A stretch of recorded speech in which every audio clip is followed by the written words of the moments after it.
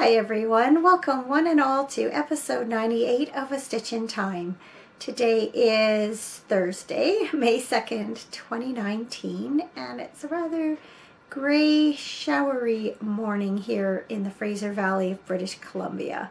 I woke up early this morning, earlier than I really wanted to, but I couldn't go back to sleep, so I got up.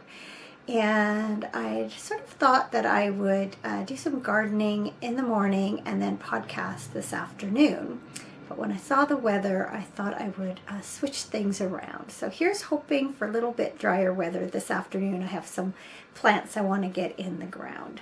Been spending a fair bit of time outdoors this week, so it's not a lot of knitting to show. But I'm quite excited about these new gardens that I'm getting set up. So yeah, I'll talk about that in a little while. I'm also excited about a new knit along that I'm thinking about. So when it comes to knit alongs, I want to be as inclusive as possible because, not everybody wants to knit socks or knit a shawl. So I try and come up with ideas that can incorporate many different types of projects. And so recently, although you may not know it considering I have new acquisitions this week and more in the mail, I was thinking about the issue of stash. I have a lot of stash. A lot of my stash is in these bins behind us here. I have these baskets here, there's stash in here, and there's 4 more of these down below, and a trunk. So I have a lot of yarn. And most of the time it doesn't really bother me, but I'm starting to outgrow my stash a little bit. Some of it's now living in bags and containers beside me here, and I thought maybe it's time for a little bit of a stash busting effort on my part. And I thought some of you might be in the same situation and maybe want to play along. So my idea for this knit along, and when I say knit along, I really mean always knit along, crochet along. I just call it a cal or knit along for simplicity's sake. But I'm going to call it the Shop the Stash cal. And I'm going to run it from May 1st till August 31st, so that's 4 months of stash busting.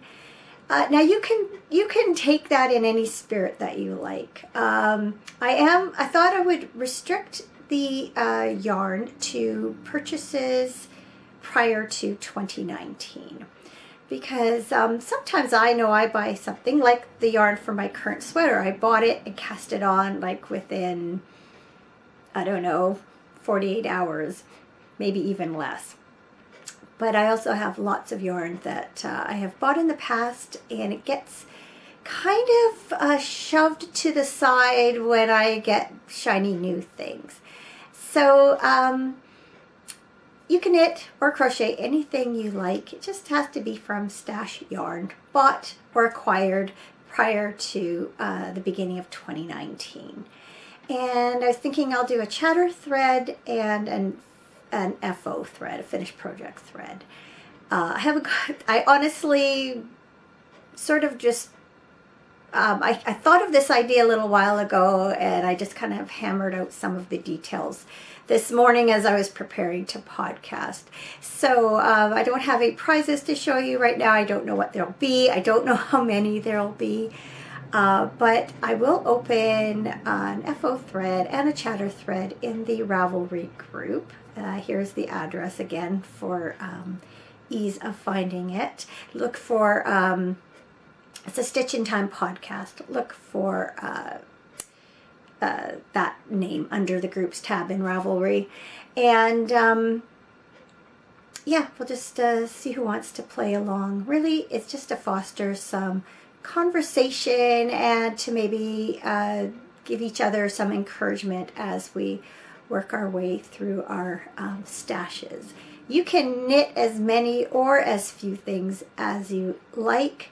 I know some of the stash busting cals are all about how much stash can you use up between these two dates. I'm not really doing it in that spirit so much as we cast on new projects, or at least the way I want to do it for myself is as I cast on new projects, I'm going to try and draw from stash rather than new yarn, so that I can find some old favorites really, and give them some love. So let me know what you think about that idea.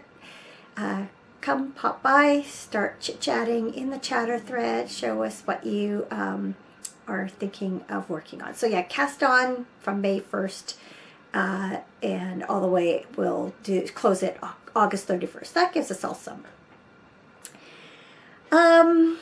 Okay, works in progress. As I said, my current sweater from totally new yarn. I showed it to you last week for the first time. It's Light Ease by Alicia Plummer. It's a very casual pullover sweater with a cowl neck, and you can see it was knit here in a complementary or contrasting yarn for the yoke, and then a variegated yarn for the rest of the sweater. And that's the one and only picture that comes with the pattern. So I think that gives you a good idea of what it looks like. And I really liked that look of the solid and variegated, and so that's what I chose. So I am doing the yoke. I should have grabbed these yarn labels out before, but I didn't. So this yoke I did in this really nice grayish purpley shade of Sweet Georgia Yarns Tough Love Sock, and the colorway is called Dusk. So there's the label for you. And it is a 80% superwash merino and 20% nylon. And then the body is knit from my current favorite yarn, which is Ancient Arts. Their Sock NATO, which is also an 80-20 merino nylon. And it is in the Tea and Biscuits colorway. So that looks like this. And I had 3 skeins, and as you can see, as I talked about last week, they're all very different, and there's a definite dark, medium, light. So I am alternating skeins throughout, and I'm using the helical or helix knitting technique, and I talked about that last week too, and I put in some links to some articles and tutorials about that, and it's working out really well. Now I did mention, let's first of all, I'll show off what I've got done, and then I'll talk a little bit more about that again. So last week I had divided for the sleeves and gone down, I think, about an inch or so in the body. And I am now just finished I'm just ready to do the increases for my waist shaping. So I finished all the decreases. I knit straight for a little while, and then I'm ready to now start increasing again for the hip area. I am going to bring this, first you can see it's a raglan sweater. Top-down raglan. So I'll bring that closer so you can see all the pretty colors in the yarn. And I apologize, as I said, it's morning. I normally get the afternoon light in this room. Plus it's gray out there, so I know it's not the best light, and I'm sorry for that, but it's the best I can do today. I love it. There's these little pops of kind of an olivey green, and in my original Tea and Biscuits yarn that I used for my socks, which I showed my finished socks last week, that color was yellow, but in these skeins it's more like a limey olivey green. It's got brown and different shades of mauve, and then obviously this just plain white or off-white background. So last week I had mentioned a concern. I had chosen sort of right this area for where I was changing yarns knitting the sweater, and because I began in the center back of the sweater, and you kind of divide your knitting into 3. And there were these, I could see where I was changing yarns, and I was concerned about that. And it kind of looks like this. You can see there's a line that definitely shows where I've changed color. So I did steam the areas a little bit to see if a blocking was going to help reduce the visibility of those lines. And I do believe that blocking will make a difference. But what I realized as I started to do the waist decreases was that my decreases were eventually going to intersect with where I was changing yarns, and I wasn't quite sure how that was all going to work out. And I also decided that if I was going to have some visible lines where my color changes took place, I decided I'd rather have them along the side seams. And so I took it back and I started over again from the yoke. And I'm glad I did. Mainly because I think whenever I have second thoughts about something, it's better to redo it, so I'm not going to be with every round second guessing myself. And you know, it didn't take that long to work it all up again, and that way if I do end up with any noticeable line, it's less obvious on the side seam. So this has been obviously a really easy project. It's just round and round and round I go, but I still am just in love with this yarn. I really enjoy seeing the colors come up. I especially love it when I've had a few rounds of like plain or more or less plain, and then I'll end up with one of the more heavily dyed skeins, and then it'll cross that area and break it up again. And that's one thing that's been really great. I think maybe just the nature of this yarn for one, but also by using the 3 skeins and also having different levels of what's the word I'm looking for, saturation, I guess.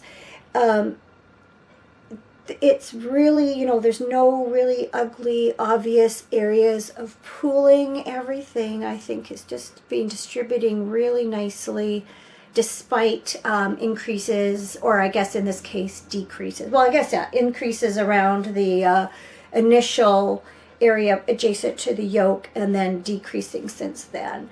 And so I do not anticipate any problems as I start to increase my stitches again. Now, I was thinking that because of those somewhat visible yarn changes, and what I think I'm going to do when I get to the sleeves is revert back to the more traditional knitting around one round in each color and having the color changes take place along the sleeve, seam, underarm, this part here. And because I don't want to end up changing colors, say like here, and then having it more noticeable. I don't mind having one noticeable join because it's no more noticeable than an actual seam. We have seams in our clothing, all the time, and it doesn't bother us. But the idea of having an obvious color change sort of midway around the sleeves, that bothers me. So that's what I'm going to do when I get to the sleeves. I also just think because it'll be a smaller circumference, it'll be easier to manage rather than switching yarns, partway through a smaller circumference. So that's my plan for this. And yep, very happy with it so far. I tried it on, I think it was yesterday or the day before, and it fits nice. It does have a little bit more ease than I often will do in a sweater like this, but because of the casual style, I don't mind that, and it's something, it's almost like a hoodie with that cowl neck, and I can see myself pulling this on over a t-shirt for an extra layer for going outside, or I guess even inside. So I don't mind having that little bit of extra room. It definitely is a, you know, casual sweater. So yeah, very, very pleased with that one. And then since I finished my stockinette socks last week, I needed to cast on a new pair. And so I picked an old yarn from my stash. So I might be jiggling here, but it's a self patterning yarn. It's an opal one, and it's opal. Okay, I'm going to butcher it. It's shaft pot or pate the 7, and it says D Wacholder hide. So I had to look things up, and apparently the shaft pot or shaft pate is a breed of sheep from a rare breed of sheep from Germany. So that's where the yarn is drawn from. And then this other word means juniper heath. So perhaps you can see there's some sheep that are shown here. Perhaps that's where they live. And the, again, going to butcher it, colorway is 8904, and it's Albwanderung or something like that. You read it for yourself. And from what I can understand, there is a region called the Alb, or a region and a river, or 2 rivers called the Alb that come together. And I think Wanderung is a walk or a hike. And so I think it's like a hike through this region is the reference to it. That's as best as I could determine. You can see it'll knit up kind of like that. Greens and golds and purples. It kind of reminds me, like, I think of lavender when I look at this. So here I've got just got them started. I'm going to knit 2 concurrently, as I often do, to sort of help the stripes and everything match up. So I've got that one that far, just beginning the gold on it, and then this one I'm just about to start the gold. So this sock is only, I don't know, maybe 2 or 3 rounds shorter than the other one. So liking it so far. There you go. And so I have some car knitting coming up this weekend, spoiler alert. And so this will be good for working in the car as long as I can before it gets dark. But coming home will be light, so I should manage to get a fair bit of work done on those over the weekend. Okay, so like I said, I have new yarn. I was talking to my daughter Jessica just a few days ago, and she's become friends with the owner of Black Cat Custom Yarn, which is our newest yarn shop here in Chilliwack. And primarily the store is full of Black Cat yarn. There are a couple of other brands of hand-dyed yarn also. So Jessica went with another friend of hers and their daughters, and I'm not sure who else was in the dye session, but Kim, the owner of the shop, is wanting to offer like a dye workshop, and she was using them kind of as her guinea pigs to see how she might structure the class. And so they all had a chance to dye up a skein of yarn for themselves. And I guess Jessica's friend, yarn, they liked the colorway so much that they want to dye it up for themselves and offer it in the shop. And I guess they were going to choose one of the yarns from this workshop to use as their club colorway for, I guess, I'm not sure if it was for April or May. Did it say? No. anyway, they chose Jessica. So they took what my daughter Jessica had dyed, and they put their own stamp on it. So when Jessica told me that, I said, oh, I would love to have a skein of, your yarn. So we went down to the shop, and first off, we were looking around, and I found this skein, and I just fell in love with it. It's just such beautiful, vibrant colors. So this is called, it's their everyday sock. This colorway is Transmutation. So I had this in my hand. I was going to buy this skein. And then when Kim came out from the back with the skeins of the new colorway, like I was holding this one, and then Kim had this one, and immediately it was like, wow, those sure go together well. Look at all the speckles on this one. That just match perfectly. So then that just sealed the deal. They were both coming home with me. So this is based, it's not exactly the same, but it's based on the color just dyed. She said hers is more pastel, but Kim is definitely a black cat in general. There's a lot of saturated colors in their yarns.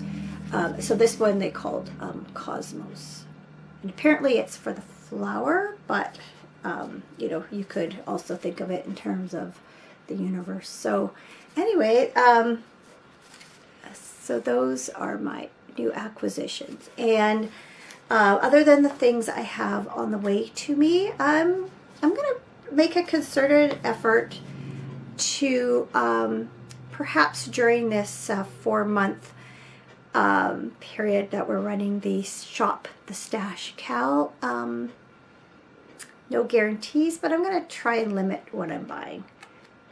And so that might be my last purchases for a while. Okay, I finished The Labors of Hercules by Agatha Christie. And I think it was after that, probably the evening after I'd done the last podcast. So I opened up the last, just had one story to go.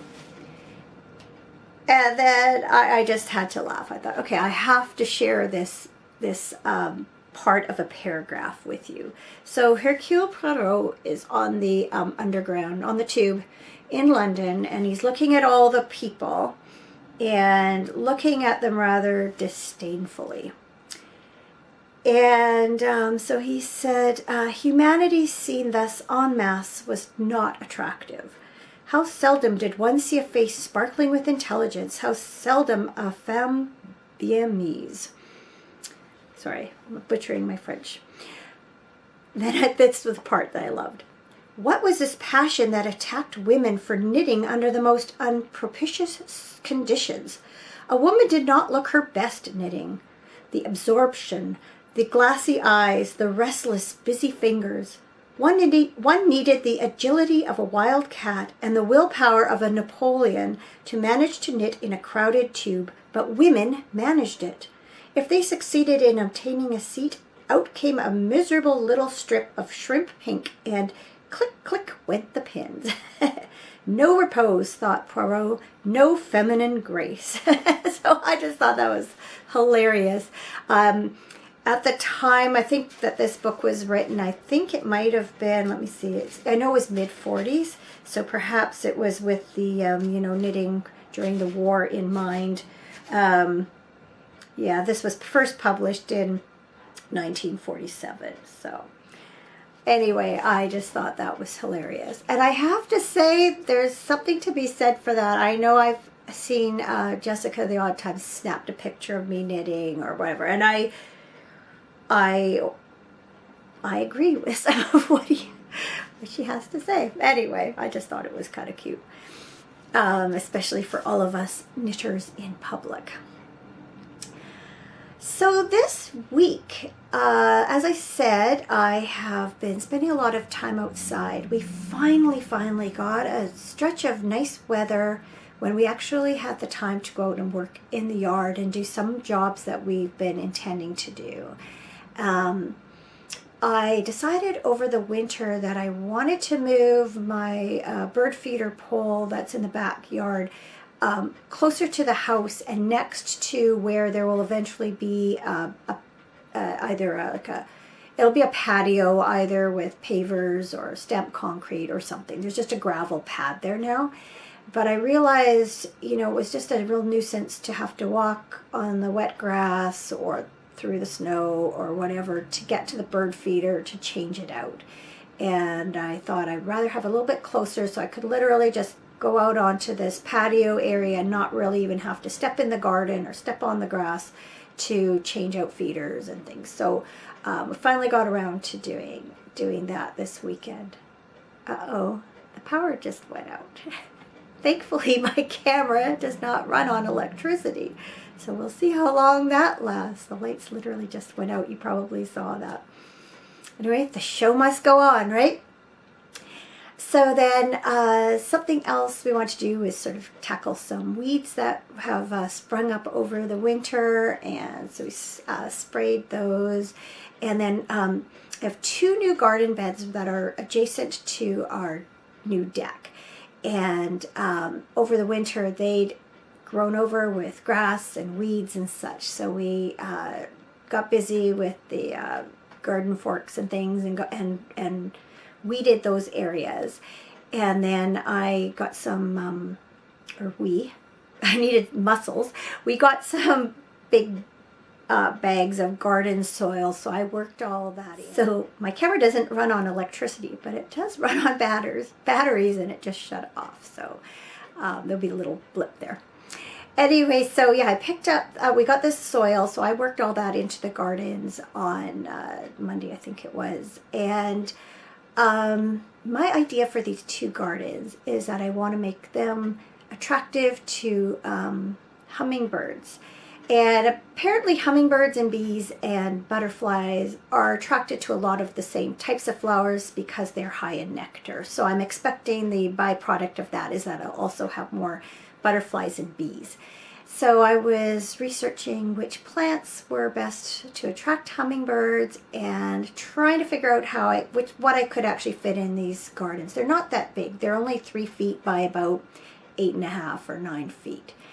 And I wanted to put my water fountain in there too. And I have this old canning pot that was given to me as part of a arrangement from our ball team when my dad passed away a few years ago. So the only plant that survived from that is some lavender. And so I'm going to move the lavender into this garden area too. And I wanted to incorporate this pot. So I decided what I'm going to do is lay it on its side and have it look like some flowers are kind of spilling out of it. And then when we were at the garden shop the other day, I saw a really nice stepping stone that has hummingbirds on it. And so I want to incorporate that also. And then one of the gardens is going to have like a privacy screen along the edge of the deck. And so I've bought some honeysuckle to go up that privacy screen, and then bought some clematis that will go on the privacy screen at the opposite end of the deck. And so yeah, so I planned some things, and then yesterday I went back to the garden store and I bought the plants I needed. So that's my idea, was to go out today and get them in the ground. Also, last year for Mother's Day, my daughter Jessica said that what she wanted to give me for a gift is once we had our yard done, she wanted to buy me some kind of shrub or tree or whatever to plant. And so we went day before yesterday. Went over to Jessica's, and we went over to Black Cat together and picked up the yarn, and then we headed over to the garden center, and I picked out a lilac. I used to have lilacs in the front yard, and then when we redid our front yard, I don't know, 6, 8, 10 years, I don't even know how long ago, 5 or 6 years. We took those right out. So I've kind of missed having lilacs. And so I picked out a really nice lilac put a picture of the flower in here. It's very different than anything I've seen. I will try to remember to put the name of the variety down here. So yeah, that still has to get planted, but that's also sitting right now out on the deck ready to go. So yeah, I'm quite excited about seeing things come together. It was really neat this spring to see all the new trees and shrubs that had been put in last summer, to see them, you know, the leaves start coming back and see them take shape. We have 3 azaleas. That was really neat to see them bloom for the first time. So yeah, it's quite exciting to just to bit by bit see our finishing touches on our yard come together. There's a whole other side garden, and all it has right now are 2 maples in it. And eventually we'll plant some shrubs and flowers in that garden too, but I'm trying to do sort of one step at a time. So this year, at least for now, it's these hummingbird gardens. So I'm really excited about that, as you might be able to tell. Last week I mentioned I had sewn some curtains or hemmed some curtains for my sister Anna Marie, and that she was going to come over later and get them. So she did come over, and before she came over, she called and said, "Do you mind if we go right over to the trailer and put them up now so I can see what they look like?" I said, "No, sure, let's do that." So we headed over to where her trailer is stored over the winter, or I guess it's stored all year round there because they don't have room at their place. Anyway, the curtains worked out great. They look really nice. And then we went and had supper, so that was a nice evening. She'd been at the hospital all day with her husband, who had surgery. And she had arranged a few weeks ago, when she knew when his surgery was going to be, she knew it was going to coincide with her retirement party from work. She's just retired as a nurse. And so she had asked me a few weeks ago if I would be her date for her retirement party, which was about an hour's drive away. And really what she wanted for sure is just to make sure she had somebody to drive in case she was planned to have a few drinks and wanted a DD. So plus it's more fun to go somewhere with someone, not all by yourself, even if you will be surrounded by, coworkers, people you know. So we did that Monday night, and she had a very nice, very good turnout. She was very touched by how many people came out to her party, and there were some very nice gifts, both from her coworkers and the union, and then and some individual coworkers gave her something else too. So yeah, it was a nice evening for her, and just a shame that her husband couldn't be there to enjoy it with her. He had just came home, I think it was day before yesterday, and recovery is going to take a while, but he's doing pretty well. So glad the surgery went well, and it was good once they got in and saw what they were dealing with. Definitely could have been a lot worse if they'd waited. So he's doing well. This weekend was really nice too. We had planned ahead of time to go over to Jessica's house for supper on Saturday night, and she did a roast in the Instant Pot, and we did beef dip. And she had shown me her Instant Pot before, but I'd never really seen exactly how it worked. So it was kind of neat to see. You can sear your meat and saute onions and such all in the same pot, and then put your roast back in, and it cooks up so fast. I think it was 45 minutes cooking, and then I think a half hour or 25 minutes or something like that to depressurize, and the meat was delicious. It's very tender, well cooked, really good. So I don't know if it's something I would use enough to make it worthwhile getting, but it's certainly given me, no pun intended, food for thought. So we were continuing to work in the yard on Sunday, and got a call from our older son, and asked if he could come over and use our dryer.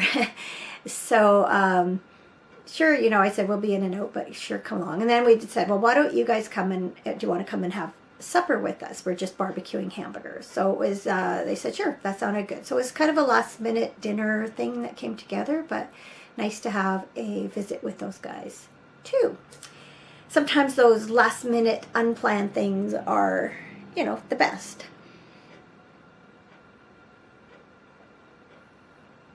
So as for what's coming up ahead, we are leaving tomorrow night to go up to our cabin for the weekend, our family cabin.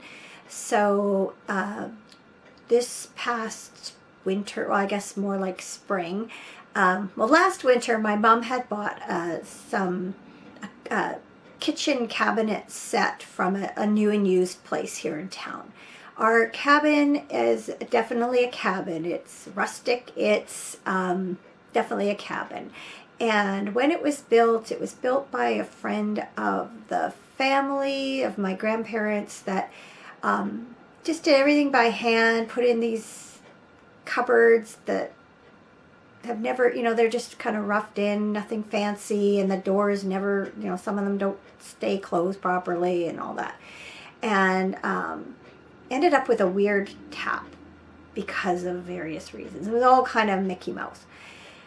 And so that tap was giving us a lot of problems, and we knew we had to replace it, but we couldn't replace it with a standard tap. And sorry, this is supposed to be a short story. It's getting longer. Long story short, my mom decided to have the plumbing in our kitchen plumbing in our cabin redone, and then that would accommodate a regular kitchen tap. And so during the last few weeks, she's had someone in there doing that and then putting the new kitchen cupboards and things in.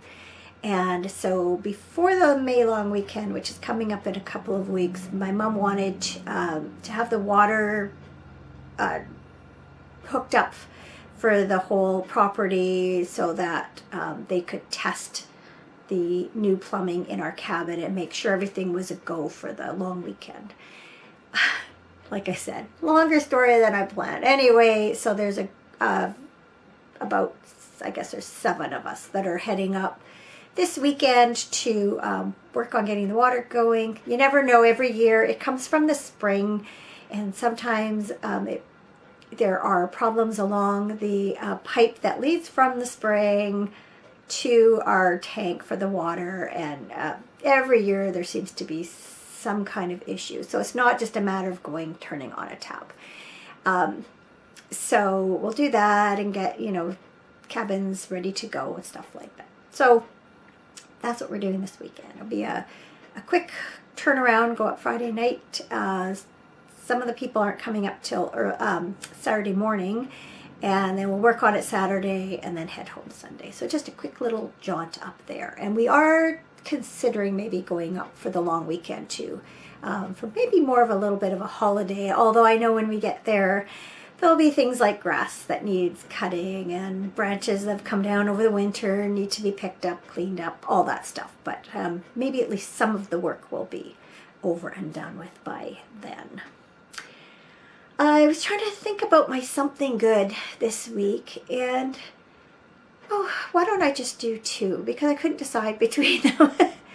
One of my something goods is lilacs. As I mentioned, I've missed having a lilac bush in our yard, and I'm really excited about having one again. I just love the way they smell.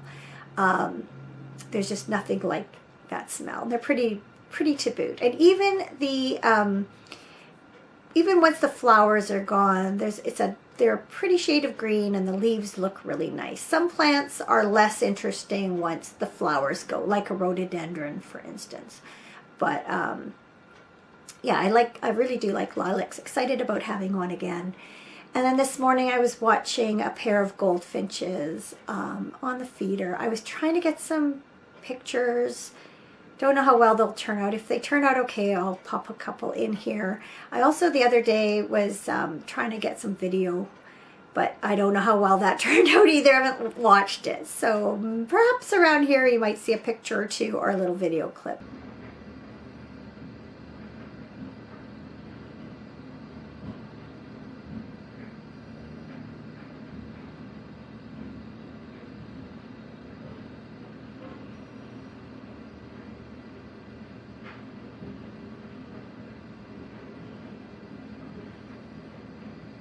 we get the goldfinches from sort of late spring to late summer.